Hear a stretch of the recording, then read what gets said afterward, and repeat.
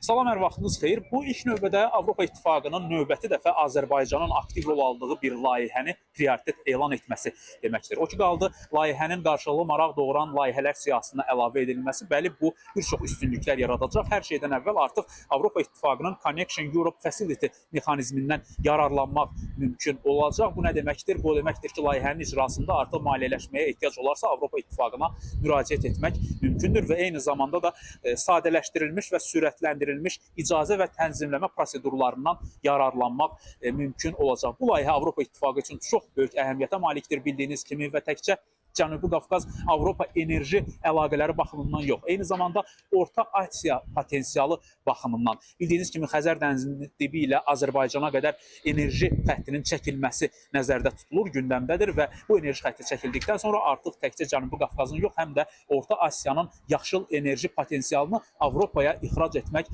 mümkün olacaq. Qara dənizin dibi ilə enerji xəttinin çəkilməsi layihəsi bildiyiniz kimi 2022-ci ilin dekabrında Azərbaycan, Gürcüstan, Rumıniya və Macarıstan arasında razılaşdırılmışdı. Artıq Bolqarıstan da bu layihənin icrasına çox böyük maraq göstərir. Layihə çərçivəsində Qara dənizin dibi ilə 1195 kilometrlik bir enerji xəttinin çəkilməsi nəzərdə tutulur. Enerji xəttinin ötürmə qabiliyyəti 1000 meqavat olacaq və il ərzində 4 giqavat təmiz enerjini Avropaya çatdırmaq mümkün olacaq. Bu enerji həzmi əsasən Cənubi Qafqazda və Orta Asiyada, potensial olaraq artıq Orta Asiyada istehsal edilmiş yaşıl enerji həcmindən formalaşdırılacaq. Brüsseldən çatdırmaq istədiklərimiz bu qədər. Söz sizdə.